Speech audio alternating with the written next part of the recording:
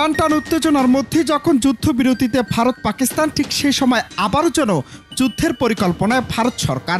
প্রতিশোধের আগুন না নিভতেই যেন আবারও উস্কানি দিচ্ছে ভারত। ভারতীয় সেনাবাহিনীর প্রশংসা করে প্রতিরক্ষা মন্ত্রী রাজনাথ সিং বলেছেন, মাত্র 23 মিনিটে পাকিস্তানকে শেষ করে দেওয়া হয়েছে। গুজরাটের বুজ বিমান ঘাঁটিতে গিয়ে আজ এমন মন্তব্য করেছেন তিনি। পাকিস্তানকে তাচ্ছিল্য করে বলেন, অপারেশন সিঁদুর ছিল ভারতীয় শক্তি ও ক্ষমতার ছোট্ট একটা ট্রেলার। গোটা পিকচার সময় হলে দেখানো হবে।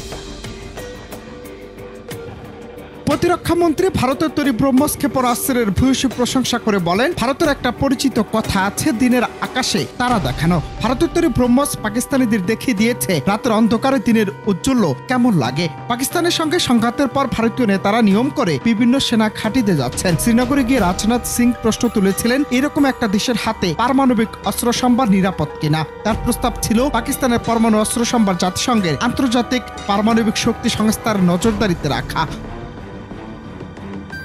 ভারতের প্রতিরক্ষা মন্ত্রী আরো বলেন, আন্তর্জাতিক অর্থ তহবিল পাকিস্তানকে যে $100 কোটি ঋণ মঞ্জুর করেছে তা পূর্ণ বিবেচনা করা দরকার। রাজনাথের অভিযোগ, এই ঋণের টাকায় পাকিস্তান সন্ত্রাসবাদী সংগঠনগুলোকে সাহায্য করবে। কাজে এই ঋণ দেওয়া ঠিক হচ্ছে কিনা তা বিবেচনা করে দেখা দরকার।